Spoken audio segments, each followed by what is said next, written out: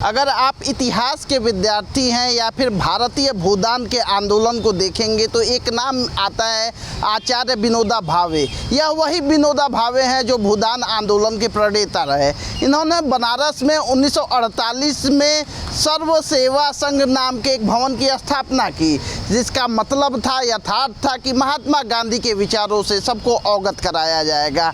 यह भवन तकरीबन 13 एकड़ की ज़मीन में स्थापित हुआ, जिसको लेके इन दिनों विवाद चल रहा है। विवाद का आलम यह है कि यह मामला हाई कोर्ट में खारिज हो चुका है और इसके खिलाफ कल सुनवाई होनी है, जिसमें सर्व सेवा संघ से जुड़े लोग, महात्मा गांधी के विचारों को मानने वाले लोग सुप्रीम कोर्ट गए हैं और उनका कहना है कि 3 बार में यह ज़मीन खरीदी गई है, लेकिन रेलवे के अधिकारियों की माने तो उनका कहना है कि यह ज़मीन उत्तर रेलवे की है, इसलिए वह इस ज़मीन पर से जो सर्व सेवा संघ भवन है उसे गिराएंगे, उसके ढांचे को ढहाएंगे। अब यह कितना सही है कितना गलत, इसमें तो कुछ हम नहीं कह सकते, लेकिन कांग्रेस के एक नेता हैं, वह भी इस मामले में कूद पड़े हैं। उन नेता का कहना है कि गोडसे के विचारों को मानने वाले लोग गांधी के विचारों को भला कहाँ तक मानेंगे। आइए सुनिए इनकी बात।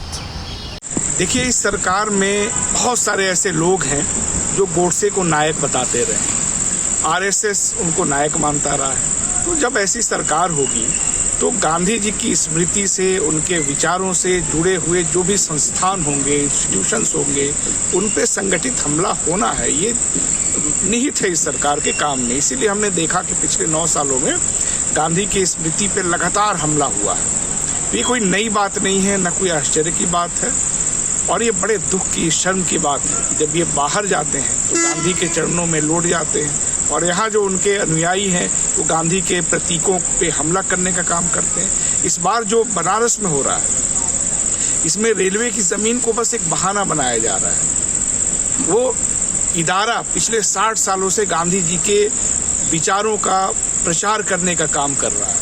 सर्व सेवा संघ को कौन नहीं जानता। कोई भी देश का ऐसा रेलवे स्टेशन नहीं होगा जहाँ पे उसकी स्टॉल की किताबें ना लगती हों। तो उनको जानबूझ करके कमज़ोर करने की नीयत से रेलवे का एक बहाना बनाया गया है कि रेलवे की ज़मीन पे बनी है। पहले तो सरकार ये बताए कि पिछले 9 सालों में अडानी को, अंबानी को रेलवे की कितनी ज़मीनें आपने दे दी, कितने रेलवे स्टेशन आपने उनको फ्री में गिफ्ट कर दिया, लीज पे दे दिया। पहले उस पर बात करिए, पहले वो आंकड़े लेकर के आइए, तब आप सवाल उठाइएगा कि ये इदारा किसकी ज़मीन पर बना हुआ है। सर्व सेवा संघ से जुड़े लोगों का कहना है कि 1960, 1961 एवं 1970 में उन लोगों ने केंद्र सरकार से डीड पर यह ज़मीन खरीदी थी। अब वास्तविकता क्या है यह तो सुप्रीम कोर्ट कल ही बताएगा, लेकिन गांधी के विचारों को आगे बढ़ाने वाला यह संस्था अब खतरे में है।